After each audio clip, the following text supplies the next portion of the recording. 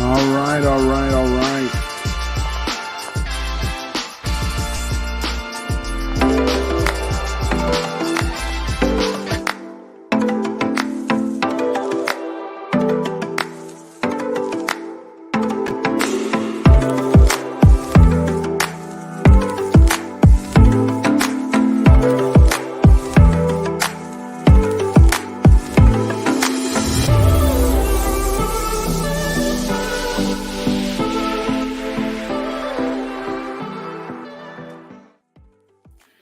All right, what is up, everyone? It is good to see y'all tonight. It's here. It's time for another episode of Monday Halls Live. And guess what?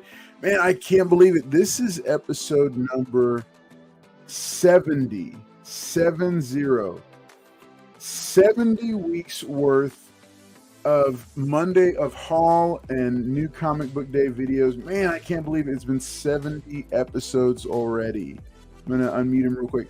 MT, can you believe it's been 70 episodes? No, it's incredible. It's an incredible achievement. We are happy that you're all with us to share this momentous occasion. 70 weeks of shipping faux pas and new pickups. How exciting. 70 weeks of agony for MT as he checks the mailbox and sees what eBay has, what new nightmare has arrived, right?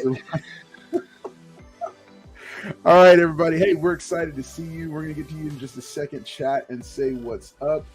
Before we do that, just a couple quick reminders for everybody.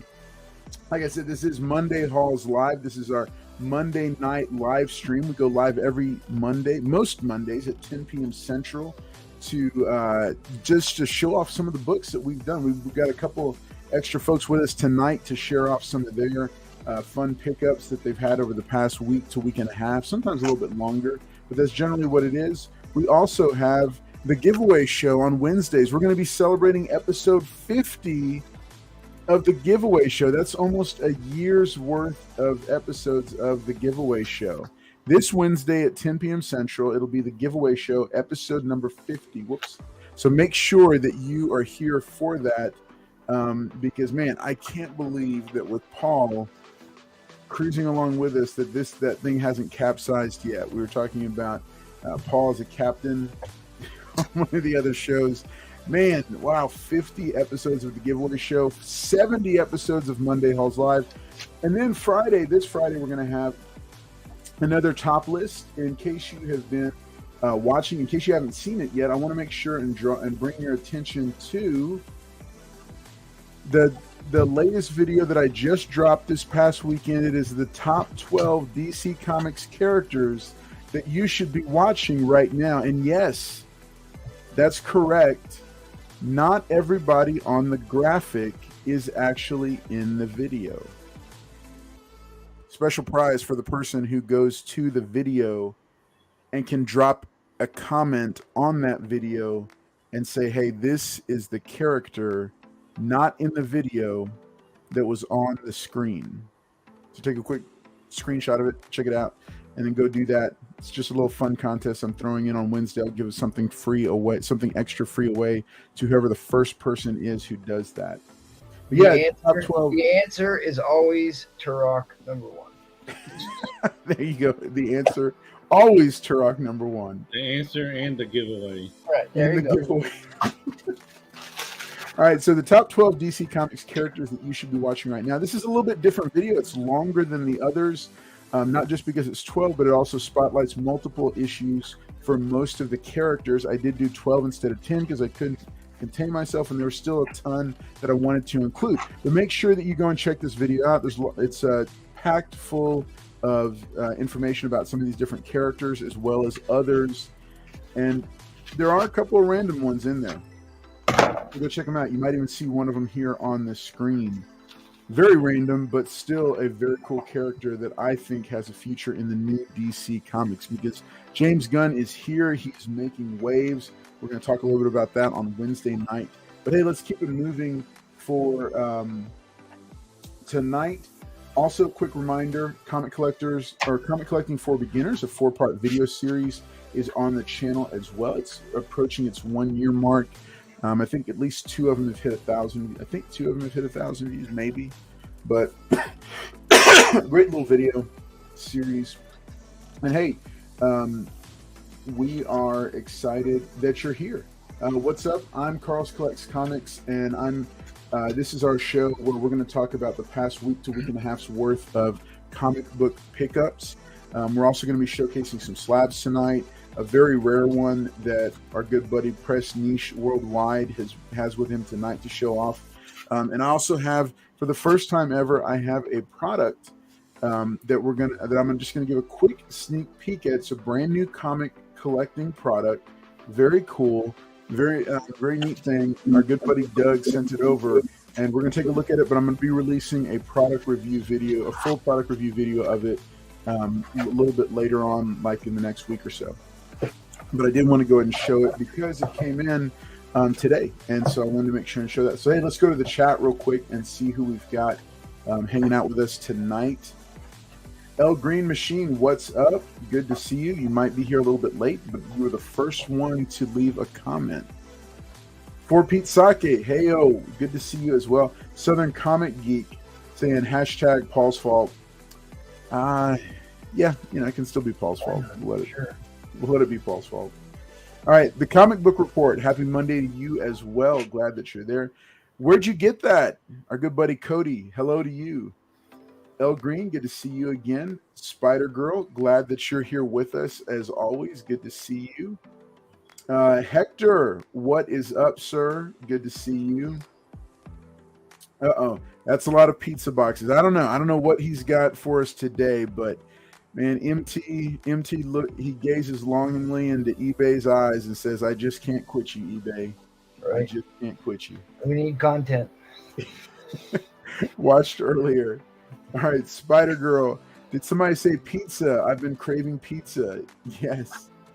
Ronnie Boy Comics. Good to see you, sir. Hey, good morning to you as well, wherever you are. Drop a comment. Let us know where you are.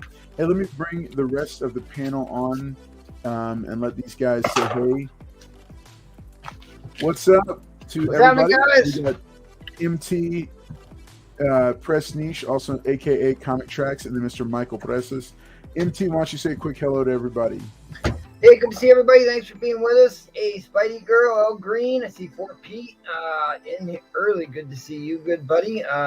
Southern Comic Geek. Hector, what's up to you, good sir? And Ronnie Boy Comics, not a name I'm familiar with, but thank you very much for being with us. From the Philippines. Wow. Fantastic. That's cool.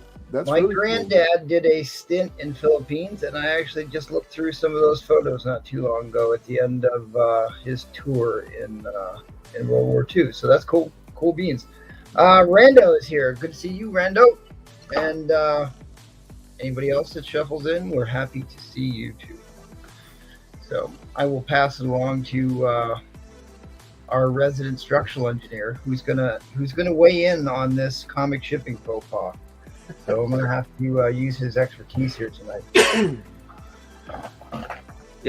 Tracks. Happy to be here, and hoping to see some good books tonight and have a good time. So I don't know. I don't think I order as many books as MT, at least from eBay. So I don't have the whole nightmare stories that he gets. But happy to weigh in. All right, let's take it along to Mr. Michael Presas. We're glad you're here, Tracks.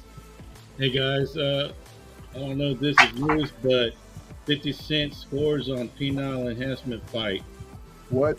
Yep, and then right now, it's not midnight yet. Comes out as bi and fluid. It's not. Where are we going with this? It's not midnight yet. That's not. No. Another way to say hi to people. All right. Okay. All right, so Michael's feeling. Tony Stank is here. Hey, Tony Stank, thanks for staying awake with us. Just in case somebody wanted to know, Susan Sarandon is now bi. Okay.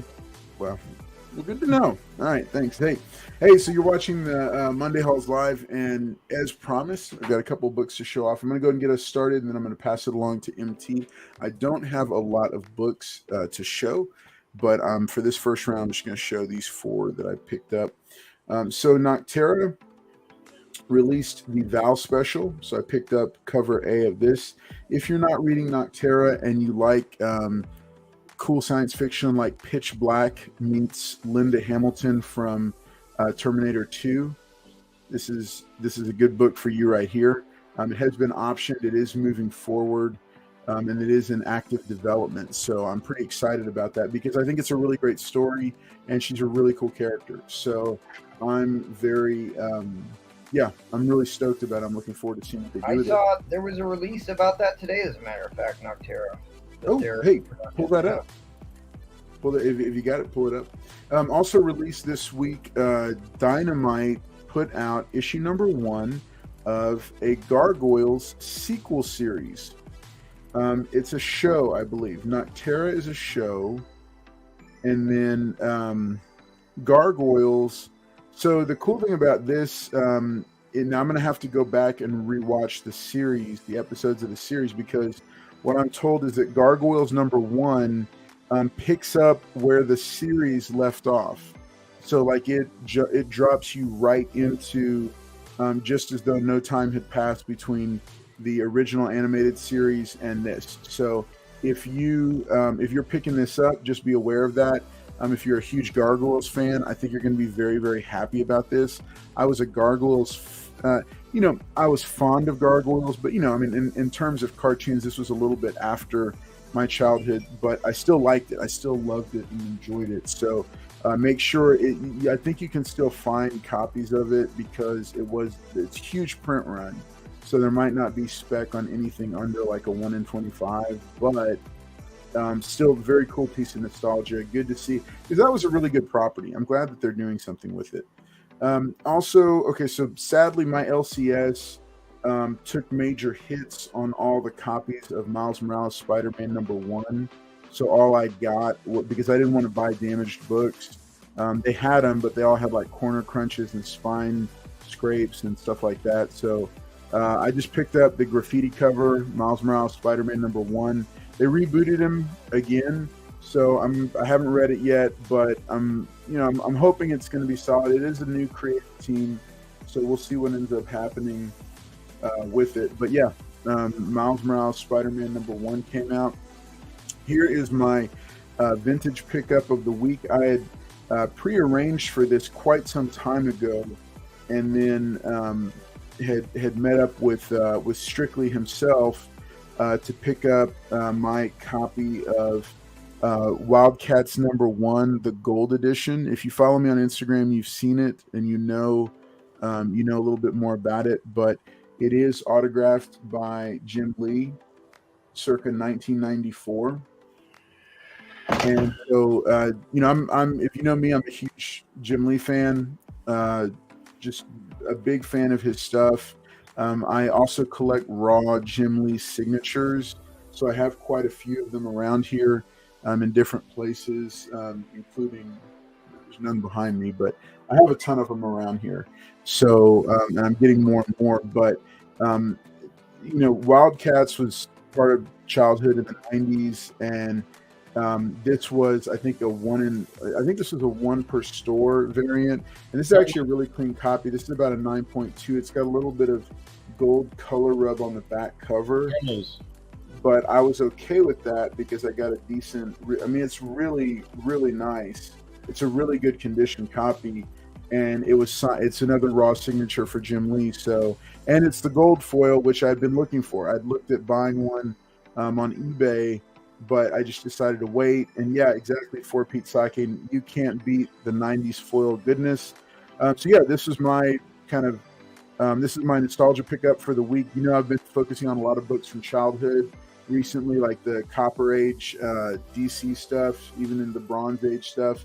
And so this was just a really fun pickup to have and add to the personal collection. I might even display it here on the wall behind me for a little bit.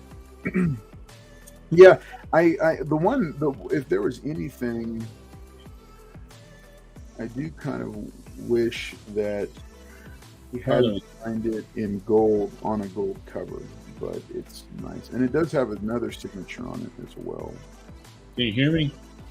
So, I don't think they were 1 per store because I was there when they came out. I was there at the Bedrock when they had Jim Lee for the first time, and they didn't come signed. You had to take it to him to get signed. Yeah, yeah. So I think back then variants were different back then, and I'm gonna get to that later when I finish getting a complete run to sell. All the variants that I have of the early image books, they used to make stores like 100 copies just to get that one variant. Oh, okay. That's It wasn't so much as one per store. They made them jump through hoops to get them. Yeah. I do know they are rare. Yeah, but they I are. at a pretty good price. And I don't even think they got them even though they ordered, they don't get them like at the same time as the rest of the shipment. They would get them months and months later. Yeah. The show proof of purchase. Yeah, so it's a nice one. I'm trying to see what he wrote above his signature. It's not. I don't think it's personalized to anybody, but it's I think it's the writer, his buddy, the one that somebody said it's his high school friend that was writing Wildcats with them. Really? But somebody else did it too. I'll have to look it up and see who, because it looks almost like Choi is the last name. So I'll have to look it up. I'll look that up. But yeah, so those are it. I also picked up on eBay, couldn't resist it, for $3, a copy of the White Tiger.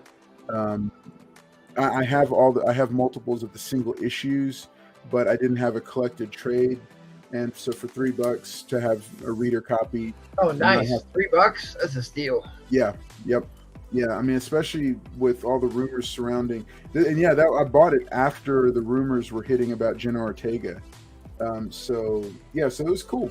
You know, it's cool to have I love having trades for reader copies and stuff. So so those are my pickups from this week. And then in my next round, I'm going to show off this new product that is it's a cool comic collecting thing. But hey, I'm going to pass it on to MT. MT, what do you got for us? I've got some cold opens here, gang. What I have been collecting as of late will come up hopefully in some of the cold opens I have here we'll talk about. So I'll talk about my shipping faux pas. And physics is going to come into play here, so I'm glad the Trax is with us tonight. So this came in a regular plastic wrapper, right? And then, so this is how they stacked the books. Stacked the cardboard. Damn. To protect the book. Okay, so what essentially you have created here is a fulcrum point. Because as we well know, the big damages that happen in shipping are corner crunches and spine breaks. So what you've done now is you've created an uneven surface. Let me see if I can get this right to the camera. You've created an uneven surface that's going to put more pressure on the edges or the corners of this book by creating an unlevel surface. You know, we want it to lay flat, so it's in a, you know, maybe Trax will give us a little physics understanding about fulcrums and where the weak points are. So like it's the strongest where you've got the most solid material. We talk about building foundations that it needs to go straight down to the foundation of the building, and we've got a cantilevered surface here. But I mean, I don't know what he was thinking, or her, I guess, was thinking with this, because you've also created a point where all of the weight would sit on top and create an impression on the book. You're saying if there's a box sitting on top of it, or it gets thrown in a bin, and there's anything sitting on top of it, and all of a sudden you got more pressure. Yeah, I could see that. Yeah. Or let's say you've got a box is sitting on top of this, and just this little bit, actually be easier to look at this. This little bit is sticking out, and then another box hits this on top. Mm-hmm. It's going to bend around the middle, because the middle is stronger. Yeah, you've created a stress point line right there where it's going to bend. I would think that, like, if there was only one layer of cardboard on either side, the same thing could happen, right? Did the book survive? But I don't know. I might be more worried about it weighs more now, and so if you drop it on a corner, you know, it might hit the corner a little bit harder too. Right. Mm. It's kind of getting after you created more mass with this thing, and really the only thing that's doing anything is Mm-hmm. the larger portion in the center. Yeah. All you're doing is creating more Mike force. Bravo's got it. There you go, Mike Bravo. We're going to talk about shear forces and tensile strength and shear forces here. All right, let's get into some cold opens here. I tried to prep some of these. This one I did. I think this is the one I might have taken a peek at earlier. Let me see if this is the one I opened. Yeah, I think this is it. Okay. So, anybody been watching my posts on IG? Like, I've got a good buddy here in town who's got a vintage toy shop. So, like, I tried to buy all the Lego variants. And I was going to get them nice. wrapped and put them on consignment in his shop, so he'd have some nice stuff to put on the wall, you know, that had comic, because he only carries vintage comics and vintage toys. I guess he does carry some newer toys too, but that's his main niche is vintage stuff. So I had the I think this is 1 in 175 or 1 in 150 variant, something like that. 1 in 100. Yeah. So I didn't have the colored version, so I got the colored version to go with this. And you know who did the art on this, Michael? Those Lego ones I never kept up with. Stegman?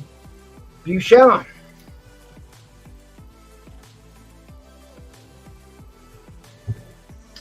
Trying to think who the other name is. Lionel Carloni and Buscema. But Buscema is a big-time famous Marvel and DC artist. For the Mighty Avengers #1, there's a couple Lego variants for that one too. I think the same ratios. Yeah, I've got, Image. I don't know. I've got pretty much all the ones that Marvel did, or at least the ones that I'm aware of. I don't necessarily have all the Spider-Man ones, because I saw like there was a Dr. Octopus one and stuff. Mm-hmm. That's one of my favorites. That's pretty cool. I didn't realize I had all these. That's the origin of Captain America homage. There's the famous Wolverine. That's not a Lego variant. That's not a Lego variant. I pulled them out because I took a bunch of photos and put them up on IG. And let's not throw that away. So you can go check them out on my IG postings if you're interested to see all the Lego stuff that I've got.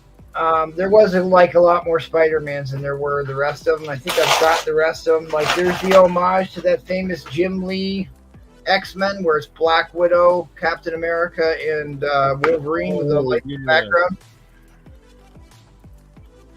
That's another. Is there a Green Goblin? There could be. I don't have all the Spider-Mans, but I do have multiple copies, and hopefully we're going to see another one here because I bought multiple copies here of ones to go with a very famous comic that if you watch the auctions, I put a couple different copies of this up in the last week and a half or so. So we'll see if we don't get more copies in the mail here today. This was great packaging, doubled up.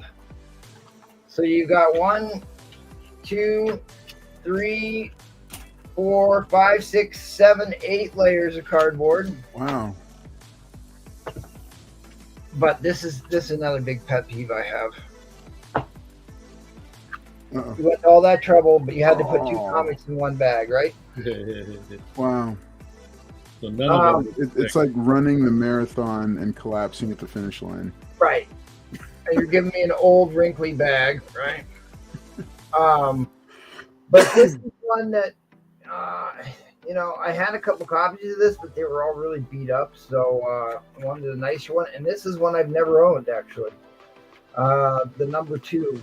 But I love all the Conan movie comics. They're iconic. And you can see Wilt the Stilt Chamberlain is on the cover here with all the greats in this one. Great Jones. What was her name? Because she is one of the most iconic action female stars ever. Grace Jones. She was incredible in this movie. What? She was a Zulu, wasn't she? She was Zulu. She played Zulu, who is actually a male in the comics. But Right. he's like, I would grab him, take him, right? But totally awesome, totally awesome. Keep the ball rolling here. Oh, here we go.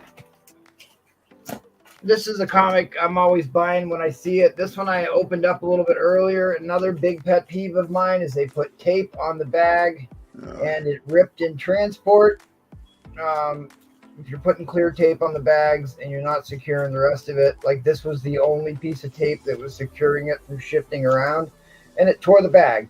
But at any rate, the comic book still came in near mint condition. But can anybody tell me what key first appearance is in this book?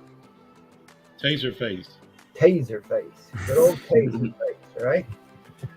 One of the most ridiculous names ever in Marvel Universe or MCU, because Taserface was in the MCU, right? Captain Raymond, that's nice. He's watched the original Conan. Oh, fantastic. Let me tell you about the days of high adventure. It was such a great movie. Iconic movie. It And the guy got was. blackballed out of Hollywood after that Oh, Dino De Laurentiis. because he didn't have the right politics, as he tells it. But I mean, it defined an entire era, at least an entire decade of movie making. Conan. Okay, Oh yeah. we've got the same problem here, gang. What are Wow. we doing? What are we doing here? What are we doing? We're creating weak points. Damage. Don't do it. Don't do it. Just think to yourself, no. Yeah, if you're gonna double it up, just make it the same thickness. Same thickness. Same Or length. same size. Same Yeah. size, right. I guess we've got a drinker. We've got a party dad, apparently. Likes his Jim Beam. Well, those are the thickest. I will say you are absolutely correct, Michael, because this is pretty thick cardboard, so I will definitely give him points for that. That's what she said. That's what you, Mike Bravo.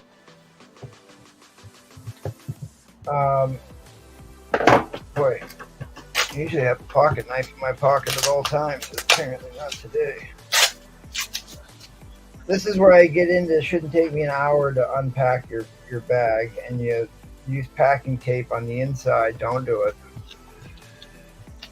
Because you're halfway bending the book and potentially damaging it, trying to unearth the dang thing, sorry. Wait, so they rebooted Iron Man 2? What? No, I'm flipping through the new releases for this. Yeah, Iron Man's coming out with a new #1. There you go. Oh, nice. That's Kathleen cool. I like did that. this one, right? So I got a couple of these. This is the iconic Iron Man 150, Yeah. which I put a couple of these up in recent days. Just gonna lay my hands on another copy here.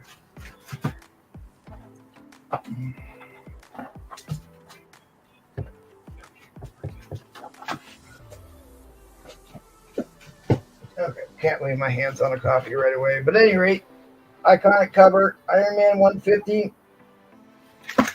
Iron Man and the Doctor Doom. The Doom Doctor.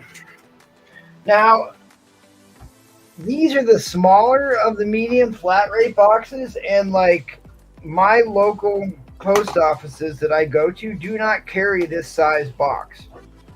And I don't know if it's a substantial reduction in cost to ship. Because what's a medium flat rate these days? Full price? 16, It's the 17, same, MT. 17 bucks? Yeah. For a medium flat rate, it's $16.10. Now, this is slightly smaller than the normal. But Is it's it less money or is it the same money? it's Well, the okay. same. Does it say medium flat rate or does it say mailing box? It says mailing box. Okay, so those are done by weight. It's priority, but those are done by weight, and yes, those can be cheaper. So, like if you pack it well but light, you can actually pay as low as $12 for a slab. Okay. So this is a good example of what happens when you don't tape your stack to one piece of cardboard and then tape the second piece of cardboard to your stack. It shifts inside. And there's Ooh. nothing keeping that in place, right? Mm-hmm. That's why you tape your stack to the first piece of cardboard and then you tape your second piece of cardboard to your stack so it doesn't shift like this because it's not protecting anything. If it's shifting around inside, and it will shift, because if I've toured the big sorting facilities and the machines that sort these are medieval. They look like medieval torture devices. So your boxes go through a gauntlet before they end up in the hands of your carrier. So remember that when you're packing books, gang. When you're taping everything together, make sure you put pull tabs, because sometimes digging at those. Yep. Yeah, so I gotta cut this. Oh yeah. This was kind of pricey. It was kind of a pricey buy, but I think it was well worth it in the end. Let's hope, because the grades were supposed to be super high on them, and they look fantastic. Second appearance of the Defenders, Marvel feature number 2. Third appearance of the Defenders, Marvel feature number 3. Look at that black cover goodness. Wow. That turned out really sharp. And then Marvel feature after they did the Defenders started back in with Ant-Man in Astonishing Ant-Man number 4. And Astonishing Ant-Man number 5, which is the next one, is one of the 2 first issues that had a National Diamond insert in them. There was a Thor book and this Ant-Man that was the first months to come out with National Diamond inserts in them, which we have talked about at length on this show, right? Mm-hmm. That one doesn't have the insert, does it? I do have a National Diamond insert of this, but I'm going to show you something else here that's pretty cool. Okay, so there's number 6. Number 7 was not in there, but number 8. I always loved the Ant-Man covers. They were always like super detailed of like close-ups of things, which I always kind of liked. But really, I bought this lot for these couple Defenders books, which were incredible grades. But at any rate, I'm going to show you this. This is the only one I have. Michael and I chase these constantly.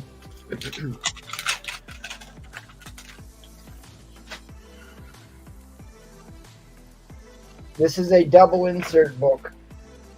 So It's got the Menanin insert. So this was done for the military, which is why you have a military cartoon in the front. And then the inside is the second gen of the National Diamond, which is actual Mark Jewelers. This was the earlier of the Mark Jewelers that didn't have the glossy paper, that had the card stock on it. You could tell because like the way the font is and the coloring on there.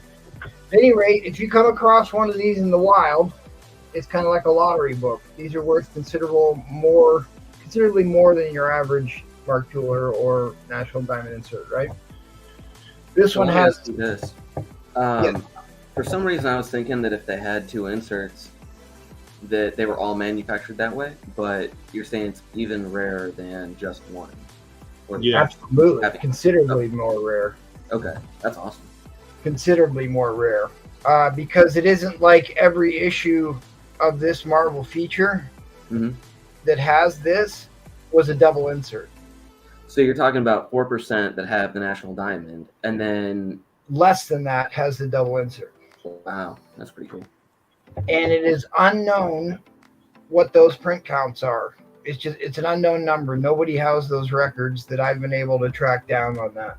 So yeah, you're going from a 1 in 25 variant to potentially 1 in 100 or 1 in 1,000. Right. It's basically unknown. Because I contacted, back when me and Mr. Jackal were getting deep in the weeds on this, I contacted a group who did this research for an article that went into with some comic book collecting website that they featured the article on CGC forum. And I got their list of issues that are known to have National Diamonds and known to have Mark Jewelers, and they gave me their list of known books. And I said, well, do you have data on the double inserts? And they're like, no, we can't find that data anywhere other than we know they exist. We know that there was an Alka-Seltzer one, there was a Bose radio one, there was a Menanin. Yeah, there's 3 of them. But you can have the insert without the double insert, so it is unknown how many of those went out there. But obviously they had to get binded together at the printer. So, right. So let me throw this out there. Anytime I'm going through a box and I see a Mark Jeweler, like you can pick them out if you look at the top, I grab them all, right? I've built maybe 2 short boxes. And of those, maybe 300 books, I've come across about 4 double inserts. And I didn't know that that's 4 double inserts? Yeah, I have about 4 of them. Which do you have? I couldn't tell you off the top of my head. For some reason, I was thinking they were all that issue that had the one had the other, so I didn't realize they were.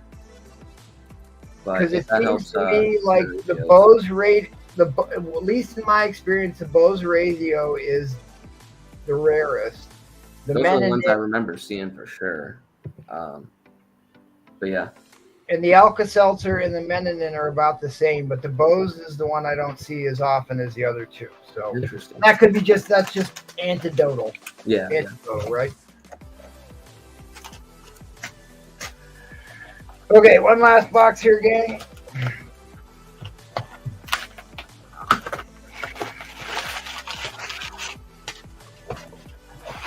How many double inserts do you own right now, Michael? 1, 2, 3. I think 3 or 4. And what are they? Do you know offhand what they are? Fantastic Four, Avengers. No. What the double insert is? Bose, Menin. I think I have to double check on the other one. The Fantastic. I thought you showed me an Alka-Seltzer at one point in time. It was a Bose because I got that back. That's what I'm going to show. I got it back from CGC. Oh, yeah. Another high-grade set. I have almost a complete run of this. And I'm trying to get it all in high grade. Marvel Superheroes, the one that I kind of sold and I wish I had, but it was never really high grade, was the Doctor Doom. I think it's issue number 20 or is it 17, the Doctor Doom. But I've got all the way up to 100 something. But the big ones in this set, this is the first solo Medusa. This is the first Silver Age appearance of the Phantom Eagle, who was a Golden Age hero as well. You see him fighting the Red Baron there. Kind of an interesting oddball character. Kazar, Jack Kirby, goodness, right? These are all. I'm sorry, what? You got the Guardians? Isn't that Marvel Superheroes?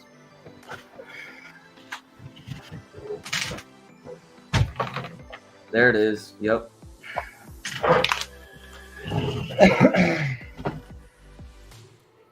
So that would be after the Medusa. This is cool because it reprints Avengers 4, one of the all-time greats, and I believe this also reprints X-Men 4. I have to double check that. I think it's Avengers 4 and X-Men 4 in this one.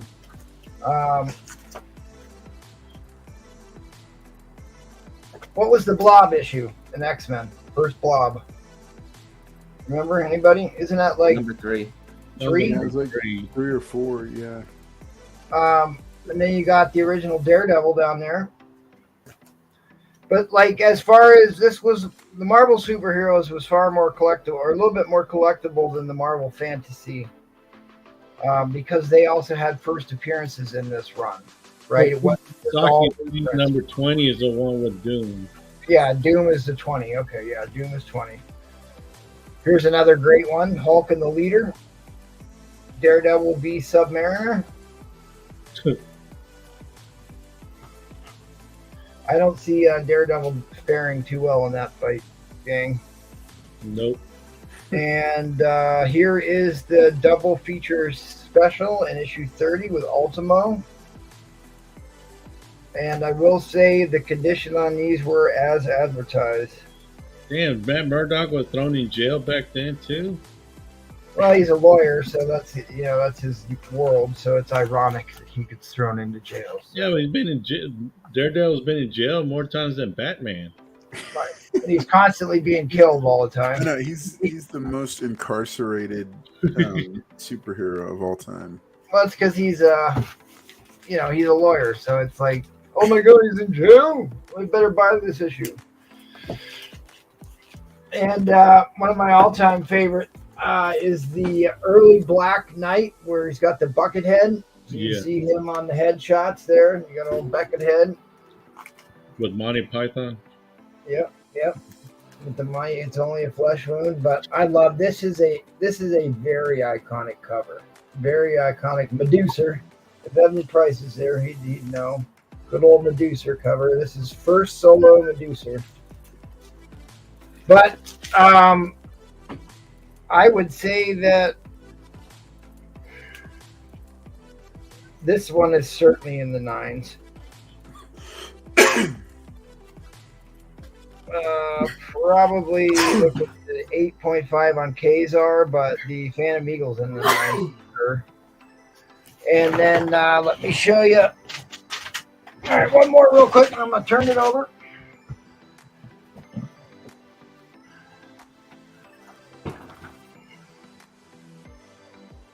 That's issue 17. First solo Black Knight. Yep.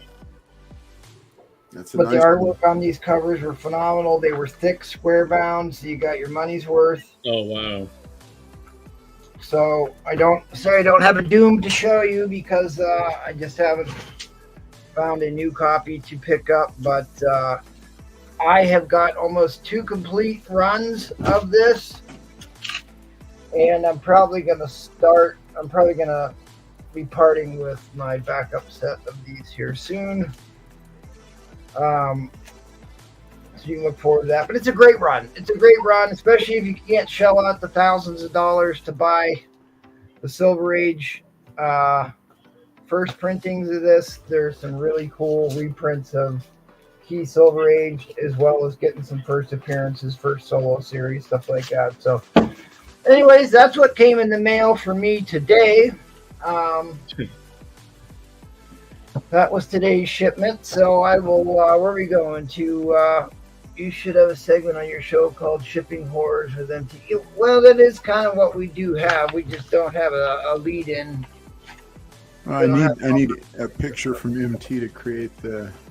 What I need, like MT. Here's what I need, real quick. This is what I need from you. I need some of like in some horror. Yeah, horrified pictures. Abject horror, or Yes, ready to. Yeah. Right. Yeah. Exactly. That's it right there. All right, Trax, show us what you got, buddy. All right. So I haven't been ordering as much lately. Really trying to just keep the quality over quantity. But there's some things that I just find really cool. So this is one that I got right here. This is the first Indiana Jones, and Double cover, yeah. So Yeah. I don't know what the rates of these are, but I was talking to somebody who works at NLC. What do you think? What do you think the grades are on your covers? Because you tell people how CGC labels double covers. Sure. So we've got a color breaking increase right there, and that's the biggest issue. That'll bring me down to like maybe a 6.5 or 7. So, then on the inside, it does carry over, but it's not quite as bad. So I don't know. I'm kind of hoping I could hit like a 7.5, maybe 8.0 on the inside, and then CGC is going to take the better of the two. So Well, CGC lists the grade of both covers on the label. yeah, but the one that's displayed is the higher of the two. Yes. So yeah. Oh, nice. So actually, I showed off the last time I was here. I got a not first print, but where the issue where Bane breaks Batman's back. I had a double cover, and the outer cover was a 9.8, the inner cover was a 9.9. So the display number is the gold one. But yeah, Wow. We have ways of making you talk. I got a little stamp, so that's my logo right there. Oh, Nice. that's the new logo. I like it. Um, When are we getting t-shirts? Oh yeah, that's next actually. If I get that far. But yeah, But we're getting a reboot of Indiana Jones there, right? Well, yeah, it's a that's sequel. what I've heard. So And that is the first comic book appearance of Dr. Jones. yeah. Nice. Yeah. So I would be shocked if anybody could tell me what this is, but I'm gonna give you a shot. Anybody? What the hell? So one of the local comic shops here, they're in a lawsuit right now with the building next to them, and I guess the story goes that the hotel next to them has some really tall balconies, and people would throw stuff off the balcony. Oh And it would yeah. break through the roof, like they'd do lawn chairs, fire extinguishers, and then after years and years of this happening, I think it was like 19 fire extinguishers. Some people got drunk, and so that's the fire extinguishers. So they announced a lawsuit with the comic book. So it got written up. Somewhere between $25 million and $1 million lawsuit. Yeah. Nice. Yep. So it got written up in some stuff. I think he only had a few hundred made, but I thought it was super cool. So That is really cool, dude. It is. if anybody wants one, I can go by and I can see if he has any. Yeah, Let me share my screen real quick because I just found this article. So there's your flying fire extinguishers out the window. Dude, that's great. Yeah. I love that underground type stuff here. That's a great one, Trax. It's pretty cool. I thought it was a fun story. It's a local Houston thing, and it's the first time anybody's done this with a comic book. So Yeah. That is awesome, dude. So all right, let's see what I got. This is kind of fun. When I spec on like a book that's, I think it's got a lot of them out there. I just kind of go and buy them up. But this is the first appearance of Blade's daughter. So Yeah. probably actually even a few weeks before they actually announced the news, I got lucky and I bought a whole box of them for like $6 a book. And then I think they jumped up to like 20. I haven't had it graded yet. So if anybody wants one, hit me up. I think it's going to be a decent book. Do you think they'll put her in the Blade show? They've been doing this thing where they announce a new character and then a year later they're in the interview. Yep. I think we have a good shot of it. And if you look at, there's some expensive free comic book books like General Grievous, the first Demon Slayer, the first, I think, My Hero is free comic book day too. But yeah, at the time nobody realizes it, and then next thing you know, they explode. But Oh yeah, Negative Man was in a free comic book day also. yeah, I think Virus too in 2020. Yeah, right, Virus. Ironically, it got delayed for the COVID, the COVID stuff. Yeah. So here's another one. This is, I'm sure you guys know what this is. Now, I thought that the original first release has a yellow background on this. No, this is the first Star Sapphire. It's Green Lantern 16. I've never seen a. I thought that's the second Starfire. Well, we can look it up. Isn't the first Starfire in the Golden Age? Oh, there might be a Golden Age version. Yeah, this might be the first Silver Age. Because I owned a copy of that, and I could have swore it had a gold background. I'd be interested to know which one I had. What is that? Tell me what It's, issue number? number 16. I'll pull it up real quick. Star Sapphire is a great character. Yeah. I definitely think it's an underrated character, and wanted to have a copy. So it was a high grade. I got a good price, but then I went into the description, and they noted something that I missed when I was looking at it, and that would be, if you can see right there, there's RR on the comics code.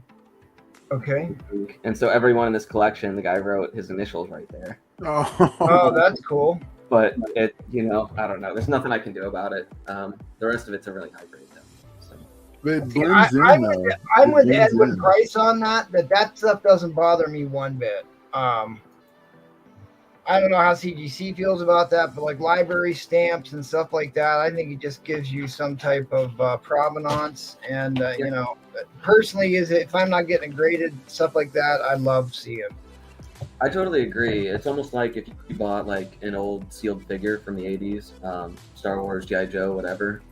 If it has a price sticker from when it was originally sold, that's kind of like cool. Yeah. Like if it came from Hills or something. Yeah, exactly. So, let's see what else I got here. I got the big stuff next. How much time do we have? We are fast drawing. We are fast coming to the end of the first hour.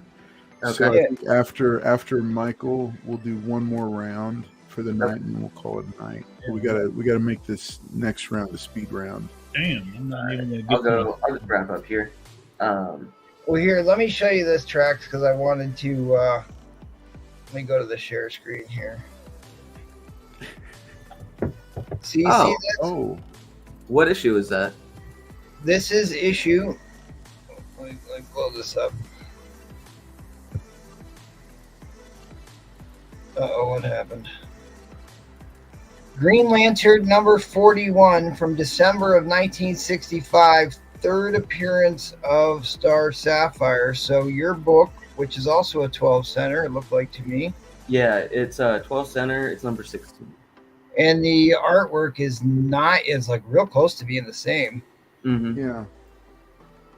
Because that was my mistake. So apparently yours must precede that then, right? Isn't I that thought it was is the yours first. 1963? 1962. So yes, it does. It is the first appearance of Origin of Star Sapphire, Carol Ferris. But I do believe that is the second Starfire, and there was one in the Golden Age. Somebody might know. All right, sorry, keep going. I believe it. Yeah. Now there was some like even Vision had a Golden Age appearance. And, so it's out of order. But this is a series that I started reading, and I really enjoyed it. So I went back and got another copy of each. So. Oh yeah. Million Genies, if anybody's read it. Are you actually reading this series? I am, yeah. So it's, I mean, without spoiling anything, basically everybody on Earth gets, at the same time, just a genie pops up next to them, says, you can wish for anything you want, and then chaos.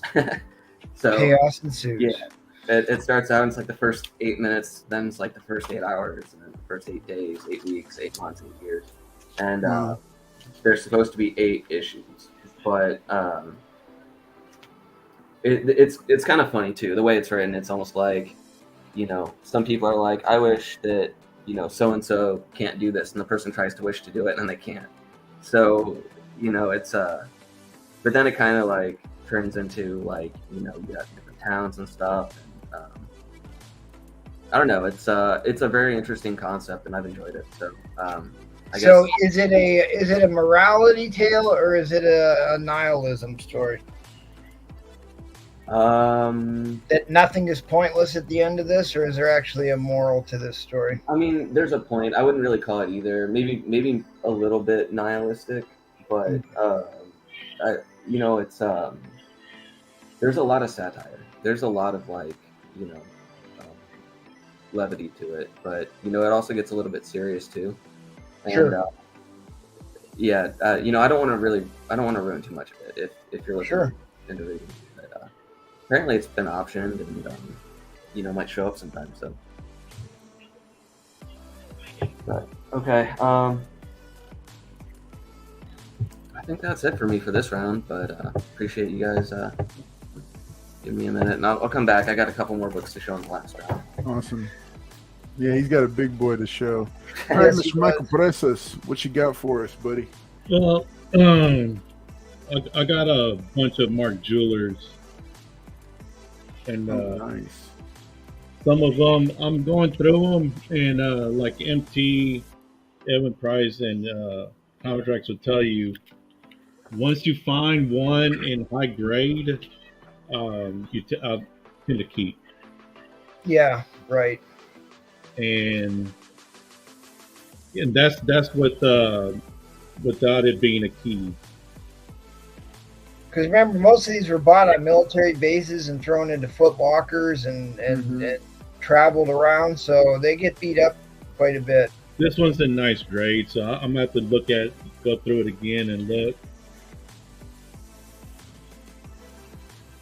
Oh, there's a good one. Good old Malekith.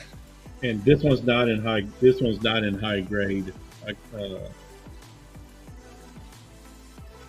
It's got some ticks on the color breaking ticks. There you go. Nerd Amazing's with us. Good to see you, Nerd Amazing. Like this one, I don't think this is high grade either. But these are Mark Jewelers anyways. Now this one, this is a John Byrne Hulk run. And it looks, I'm gonna have to go through this one again. It looks like it's in high grade, so this might be a keeper. And then I got like Avengers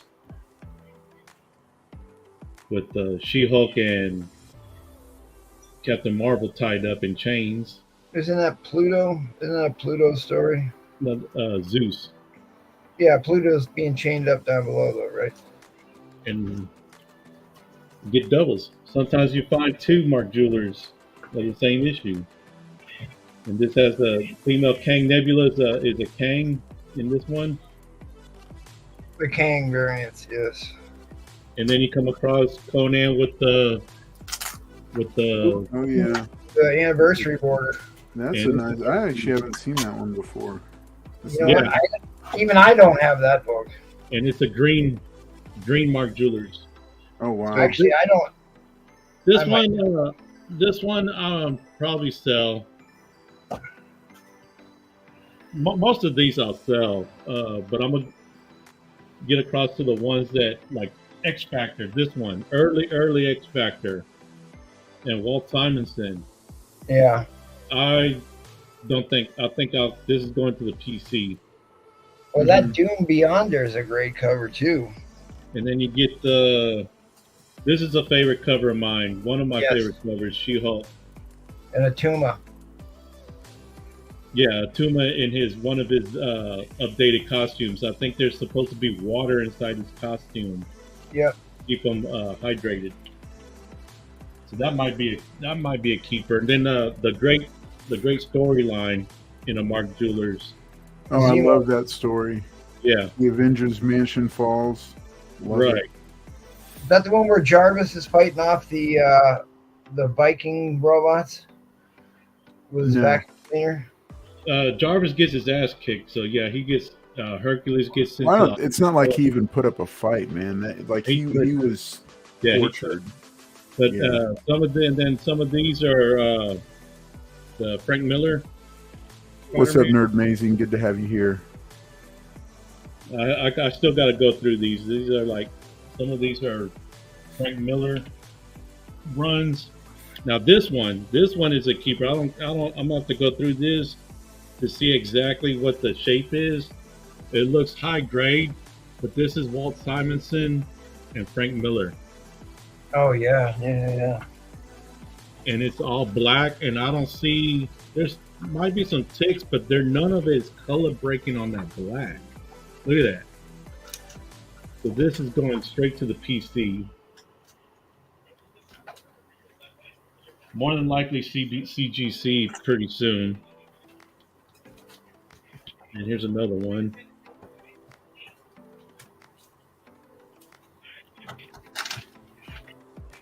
And here's another Frank Miller.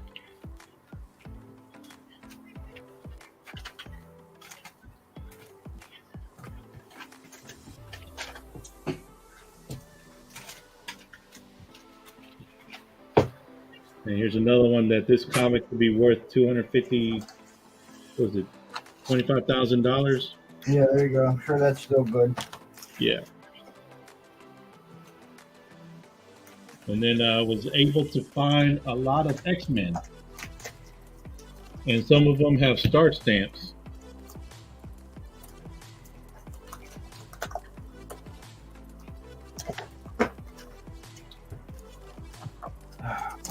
The issue where Storm becomes a little adolescent. And this one, they even put Mark Jewelers. Some stores know. And this is the Bill Sienkiewicz Dracula issue.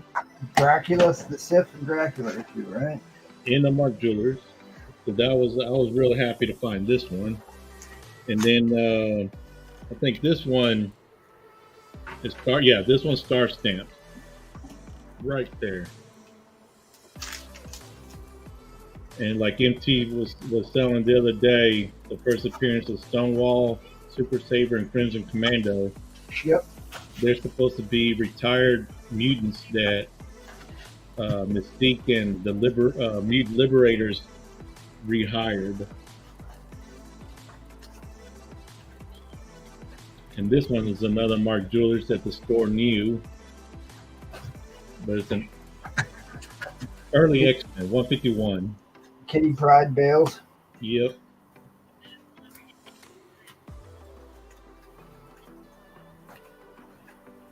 This one's another nice issue.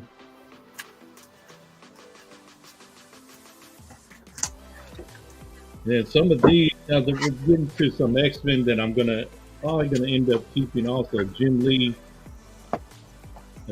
Mark Jewelers. Wow. Always good to keep. That's Acts of Vengeance, isn't it? Huh? Isn't that in the top right corner? Isn't that part of the Acts of Vengeance? Right.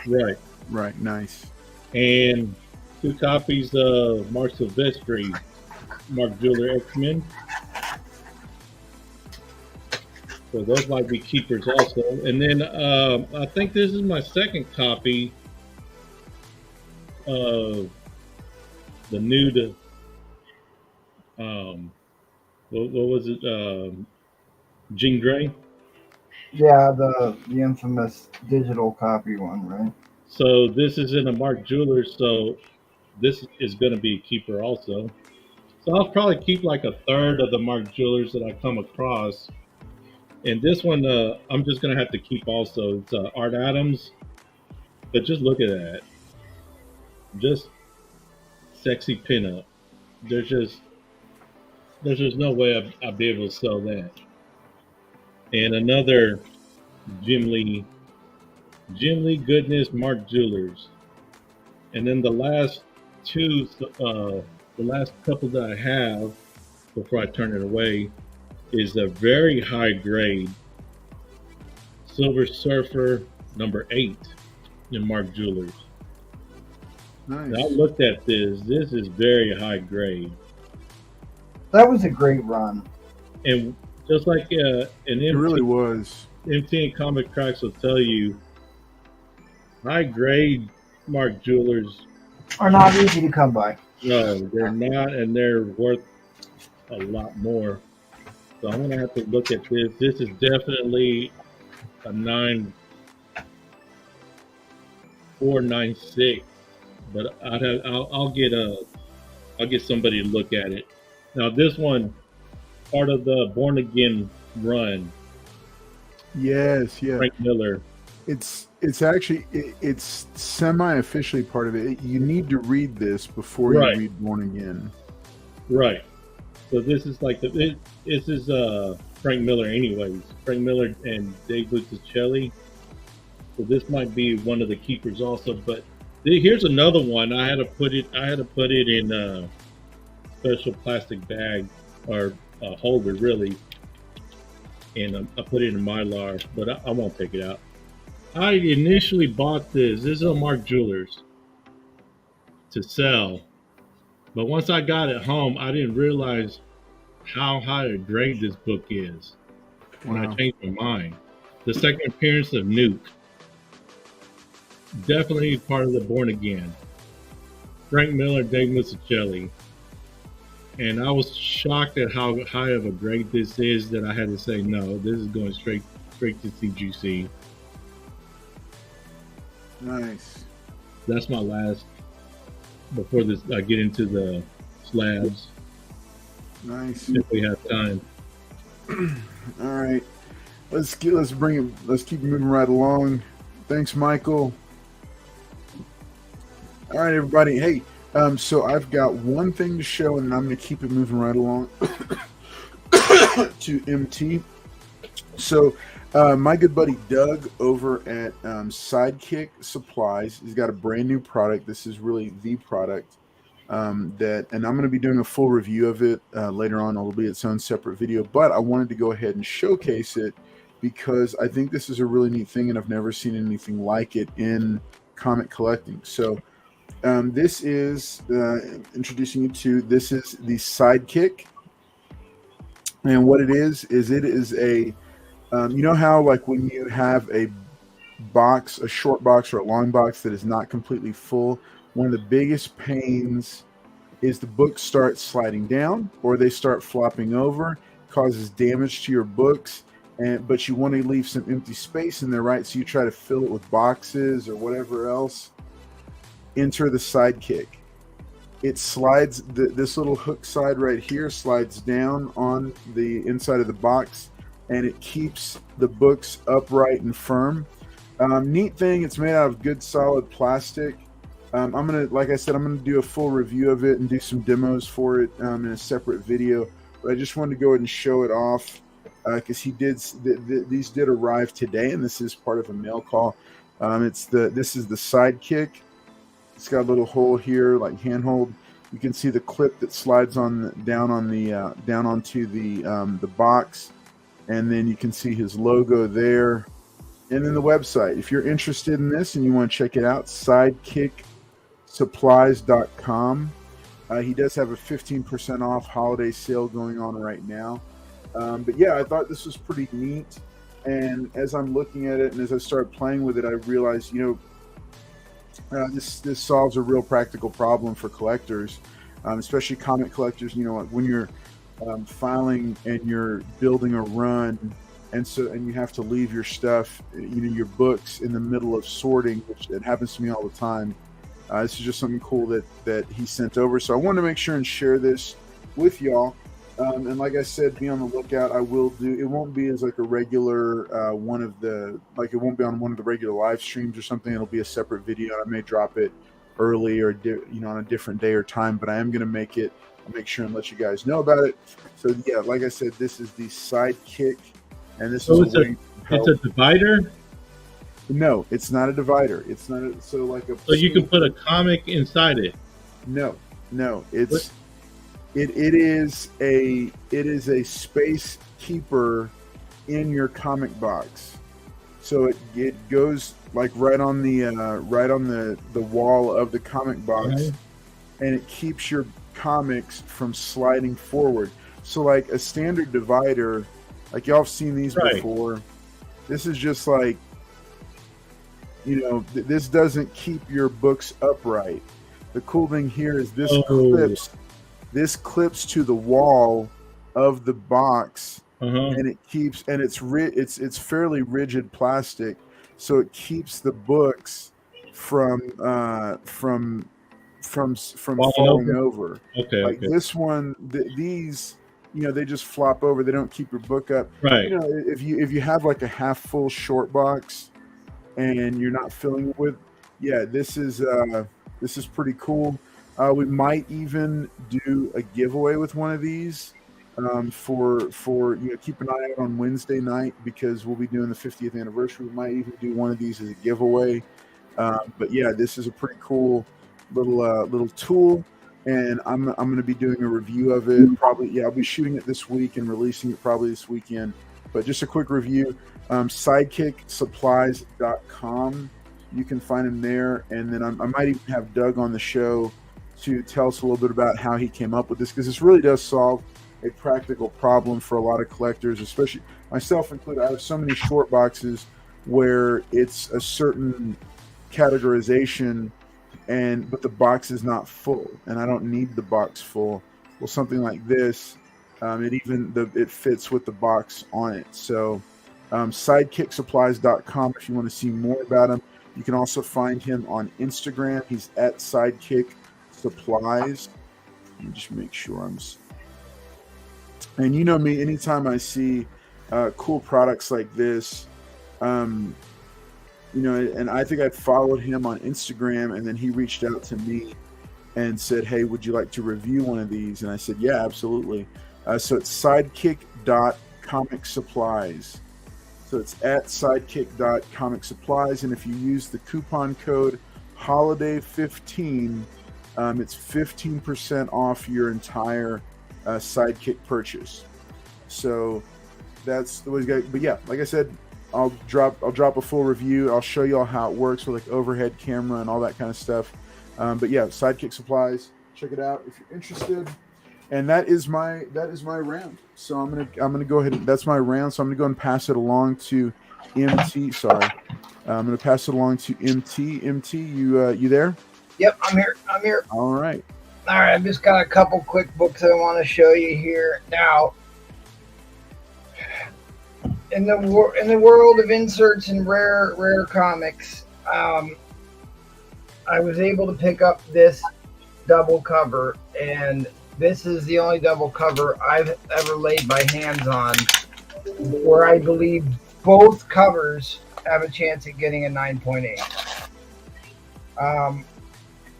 Those of you who know, there's usually a dramatic price difference between 9.8s and 9.6s.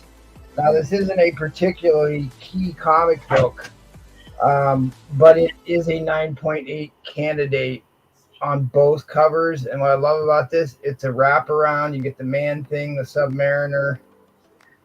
Awesome Man-Thing image there. You got any bindery tear issues or anything like that? No. I wonder if you have a shot at a 9.9 on the other cover. You're right, because the corners on this are crispy. I mean, you've got a little bit of a hanging cut there that could be tucked back in a little bit, but the inside cover may get a 9.9, because that is true. That I didn't even think about that, Trax. I've seen that before. So this is the only one I've ever had that came close. Again, it's not like a key book. I do love the fact that it's got the great art on the back cover, but I've never sent one in to have a double cover graded, because they're usually kind of beat up, honestly. So I'm excited to send this one and see what happens with this. I'll probably be sending this to Mr. Press Niche to submit for me. I picked up another copy of Amazing Fantasy number 13. As we well know, Amazing Adult Fantasy. Right. They changed, and this is, you remember the story, Carlos? My dad was buying these, and he stopped buying it at issue 14 because issue 15 was Amazing Fantasy 15. They dropped the adult out of the title. So I thought he probably figured he was buying nudie books or something. Amazing Adult Fantasy. So about that. So he couldn't go down and buy issue 15. One more month. Couldn't buy one more. Dad did the same thing. He missed like key books by 1 or 2 months. And I'm just looking at him like, all you had to do was pick it up 1 month earlier. But this is part of like the horror and Kirby monster, supernatural, science fiction anthology type series. Amazing Fantasy was. It didn't go as long as like Strange Tales or Tales to Astonish or Astonishing Tales. Amazing Fantasy quickly transitioned into Spider-Man, and they ran with that. But issue number 14 was the prototype of Professor X called the Mighty Ozars. You happen to come across this. Now, this is one I got at my buddy's shop that has the vintage toys. I picked it up just because I loved the cover. I didn't know what this was until I got it home. This is an extremely rare comic book. It's an extremely popular comic book. It is Spaceman. It's a Dell 4-color, and it's issue number 1253. Don't know why that number exists because there isn't 1,200 issues of this, right?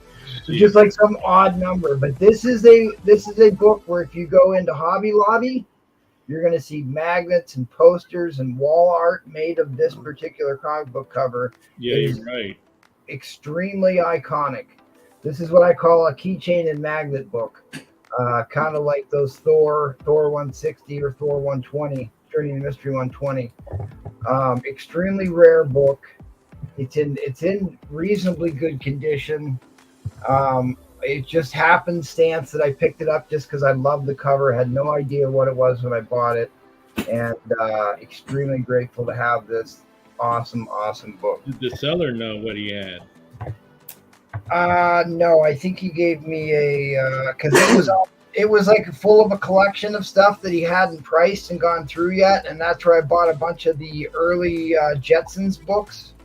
Early Jetsons, early. I used to have it up on my shelf for a long time. Was Space Family Robinson, which turned into Lost in Space. So there was a couple. In fact, Carlos picked up one of those books from me here not too long ago. Yeah, it's in my box.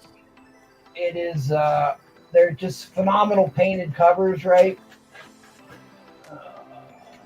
All right, I can't lay my hands on it right now. But anyway, awesome. I love the old Dell books, the old painted cover comics. I think there's something magical about these, especially in the early ages of sci-fi. I mean, look at that rocket ship, right? Yeah. You know what I mean?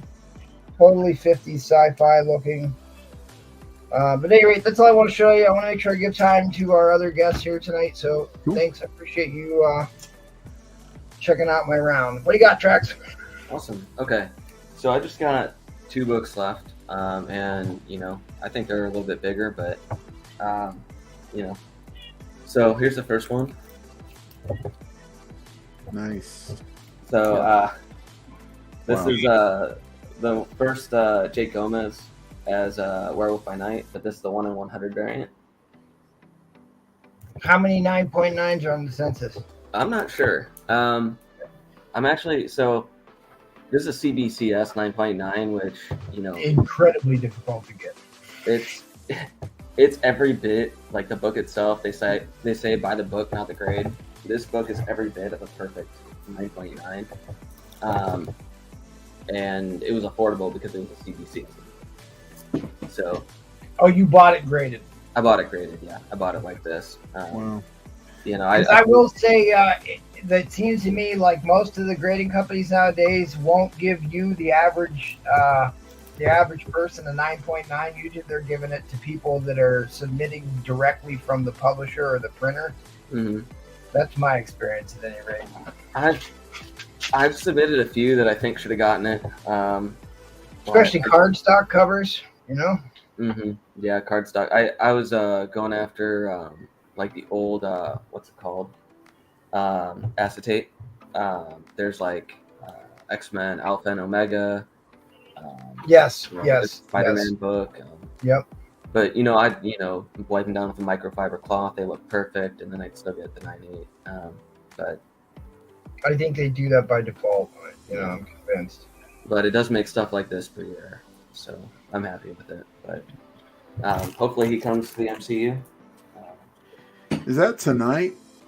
Is the Midnight Spawn Batman release tonight? Yeah. Oh, wow. You're not missing anything, I know. in my opinion. Yeah. I just saw an article that said that the 1 in 1,000 there's massive amounts of those. Yeah. And it'll be acetate gate all over again. All right, well let's jump up because Trax is about to show us a seriously heavy hitting book. Yeah, this is a. All right. So I've showed this one other time maybe, but It's relevant. it's relevant. So this is Blue Beetle #1, Fox Features, Winter 1939. It's 6.5 restored, which is why it was affordable. But And you bought this slabbed. I bought it slabbed, yeah. Okay. I got it, it was in eBay, and it was sitting up there for a while, but I figured, I think I got it in 2020 maybe, and with the news, the rumors, I was just like, I can't let this go. So this is actually, there have been 3 Blue Beetles. Jaime Reyes is the 3rd iteration. You have Dan, what's his name? Drawing a blank. Dan Garrett. Dan was the Garrett, first- and then yeah, that's him. Ted Cord is the 2nd. And And that is such an iconic 30s costume too. 30s, early 40s costume. Well, is it the Silver Scarab also a Blue Beetle? Blue Beetle from Earth 2? I couldn't tell you. Couldn't tell you that. But at any rate, tell us your thoughts about purchasing restored slabs. Yeah, so I've done a little bit of research. More or less, the consensus is they're worth significantly less, right? And it kind of depends on how far restored they are. I found there was a YouTuber, he put together like a table of the level of restoration and the era. So like silver, gold, and then you would go over to like extensive or, moderate or whatever. And then, essentially in this, like the way it was, I shouldn't expect to get more than 40% of what a Blue Label 6.5 is. Now, as far as buying key books to keep in your collection, Yeah. it doesn't really matter that it's a purple label. Like, I'll give you an example. If you've ever watched interviews with Todd McFarlane showing off his personal collection, the vast majority of what he owns is purple label graded books. Because he says he doesn't care. He likes to have the book. As long as it's not like dramatically, you can tell they touched it up with a black magic marker or something. It's a great way to own big time key books at a more reasonable price. Yeah. For sure. And back in the day, restoring was actually like seen as a good thing. Kind of like I would think how pressing is now. Like we're ironing out wrinkles. They were touching up color, and they saw that as like a benefit. Well, they used to consider pressing restoration. True. Back- Yeah, I think there's like a weird area where like the pendulum swung the other way, and Right. but So- if I iron a T-shirt, I don't necessarily feel like I altered the T-shirt. I've just kind of like made it present better. Versus if you add color. And correct me if I'm wrong. So this is extensive B5. So I think the letter is for like the quality of the restoration. Like A is professional and E is poor, and then the number is how much restoration has been done. So that to me indicates like maybe they've taped the cover on. Yeah, so it actually says on the label, restoration includes color touch, pieces added, cleaned, interior lightened, reinforced, tape on center. So, Okay. Yeah, that falls on mine. so, and you can actually see if I do a spine slide, maybe not with the Mylar, but But I mean, that looks fantastic. yeah. That looks Yeah, fantastic. does look That good. presents really high grade. There's something like 30, low 30s of this book on the census Blue Labels and all, so Combined, I'm yeah, okay with the purple label. absolutely. What does the note say on it? The note The note, which note? on the right side. Oh, origin of Blue Beetle. Okay, cool. So That is yeah, amazing. that was my big book I wanted to show. We got, if you watch Carlos's video, I think he talks about the Blue Beetle pick list. Yeah. Yeah, so I just dropped a video this past weekend that is and I'll go ahead and show it. So in this video, top 12 DC Comics characters, to be that you should be watching right now. I did not just cover the Jaime Reyes Blue Beetle. I also did feature that book, and that's part of the reason why I'd wanted Tracks to show it off, because I did go all the way back to Mystery Men Comics #1, which is the first appearance, and then this book, which I consider this book to be a very, very solid key to consider. I mean, if you're in the price range, because I think now it's not like a $4,000 or $5,000 book. There was a 1.5 that just went off on Heritage. I think it was around the $2,000 range. Yeah. If you want a mid grade, it's not going to be cheap. But if they bring him into the Justice League and he hits the DC cinematic universe, it's not going to be affordable. $2,000 compared to $20,000 in a few years. But it's gambling. I figured it's not going to go down. So. No, I mean, and that's a beautiful book to keep. When you start getting into these Golden Age books, and these are like kind of books that you're going to hold on to. Like my first Zorro, that's one that I'm like, it becomes a personal collection book, and so I think those are just beautiful books to hold on to. So, awesome. Thanks for sharing it again, Trax. Absolutely, I much appreciate it. All right, so let's keep moving along to Mr. Michael Presos. He's going to finish us out. Michael, what do you got for us? All right, I'm going to go to some slabs that I got, blank covers that I got artwork on. And this one's oh, wow. Tom Rodriguez. Wow. That's pretty cool. Wait, that was a blank? Yeah, this was a Doomsday Clock #1 yellow blank. Oh, so all the black was added. Wow. Huh? That's cool. That is really cool. And I commissioned these guys and stuff like that. I'm still waiting for. This is Phil Jimenez. These are that's recent. an interesting choice for a Scarlet Spider book. Was she in that story or something? It was. It's just that Wonder Woman wasn't in Doomsday Clock, so it's like it's like a variant that just like the variant covers. They didn't even put this is supposed to be like a first appearance. They didn't even put that on here. But this is the one where he's in Houston.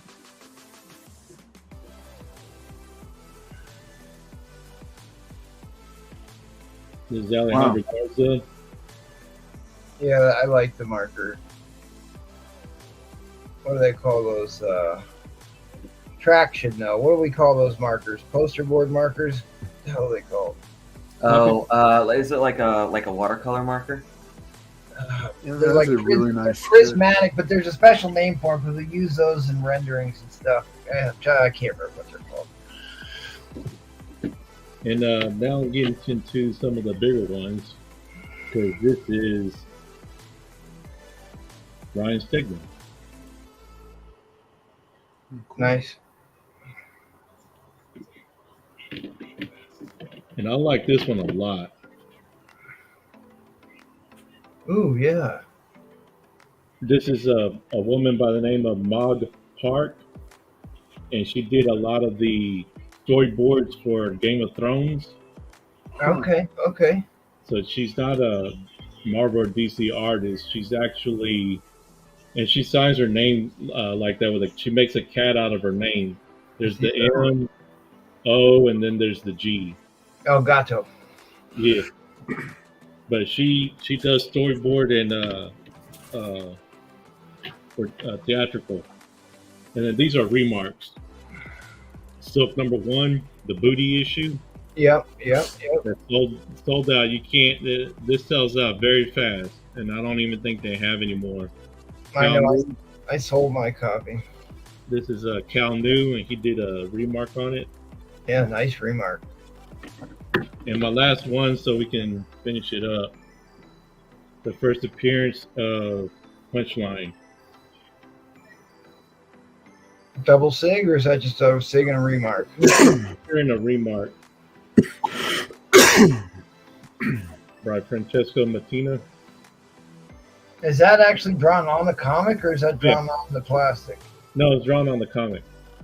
Is it got an acetate cover or something? No, it's just my camera. It's a newer camera. Huh. Or it could be that. Interesting. This is, I've noticed this camera is very different than the others. It just looked a little odd, that's all. Yeah, it looks yeah. And that's it for this round. I still got a bunch of slabs and the big one that I've been teasing about. It's only big because sometimes you got to pay for comedy, and it's a key book. But I got one. I guess Carlos will have me next week. Maybe I'll get to it. Yeah, we'll do it. We're gonna do I think one more week of shows and then take a week off for Christmas. Yeah, I haven't even caught up to what. I have found some groundbreaking information that everybody I needs. see you scrolling, MT. What are you gonna share something real quick because we got to Yeah. wrap it up. Oh, okay. I see. Oh, All right, so this is the Delphor color.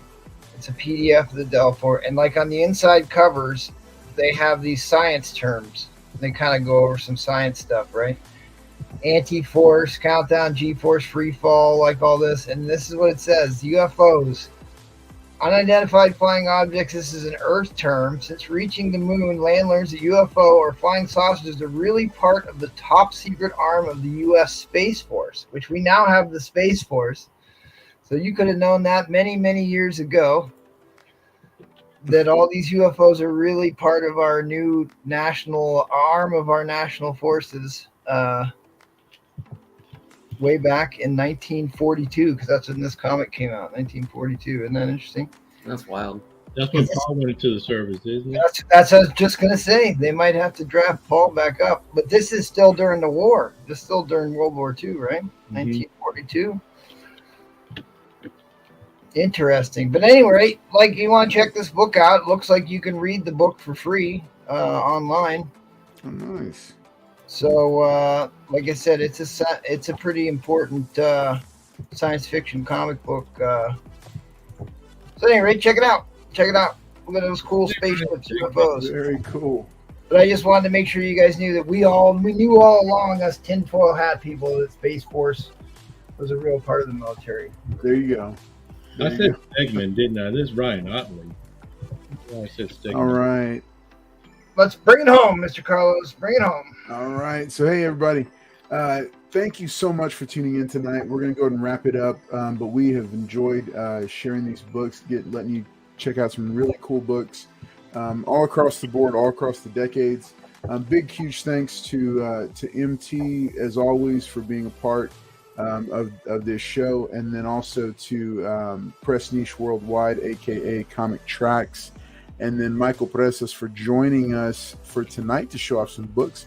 Lots of cool stuff that they let us see. Also remember sidekicksupplies.com, I think. Yeah, I'll be dropping that review.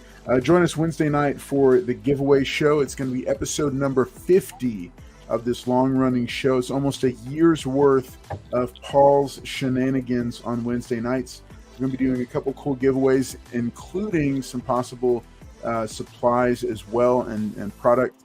So make sure that you tune in for us on Wednesday. We'll have an oversized crew with us to celebrate the 50th episode, just like tonight. More people than normal, but we'll have some of our mainstays. Mr. Collector, I believe that Paul is back amongst the living. And yeah, so he's back. And then Mr. Collector will be with us. Teresa Newell's going to stop by. And I think we got others like Jen and Adam from Nerd Amazing, and possibly Comic Book Champ, and who knows who else is going to drop in just to have a little bit of fun for the 50th. Any of these guys can pop in if they want to as well. Also, for those, I've referenced it a couple times, but just want to mention it one more time. My latest video dropped this past weekend, Top 12 DC Comics Characters you should be watching right now. And yes, two people competed, and within 3 minutes of each other, dropped the answer. The correct answer is that the Flash is the person, is the character that is featured on this graphic but is not in the actual video. So El Green Machine is the winner. He beat 4Pete Sake by literally 3 minutes, with putting the correct answer in the comments. So on Wednesday night, El Green, I will show you what you won. But yeah, I'm looking forward to doing that. And so also Wednesday night, remember, is our 50th episode of the giveaway show. So make sure you're here for that. And I'm looking forward to just seeing what all Paul's got going on. I've enjoyed hanging out with you as always. Make sure to keep reading the comic books. Make sure to like the video, comment below, and subscribe to the channel if you haven't already. It's just continuing to growing. And like I also promised last week, I'll be giving a hint about, there you go. Yeah, hit the like button. I will be giving a hint about the some of the big 1,500 subscriber giveaways that we're going to be doing once we hit that milestone. That's going to be the next milestone. Y'all voted on it, and that was the winning number. So 1,500 subscribers, we'll be doing a big giveaway. And so I'm looking forward to sharing that with you. From me and from everybody else, make sure to have a great night. We've enjoyed hanging out with you, and we will see you next time. And can't wait to hang out with you and go over our Monday hauls from the past week and a half. So take care. We'll see you. See you guys. Bye. Thanks. All right. Thanks. Yeah.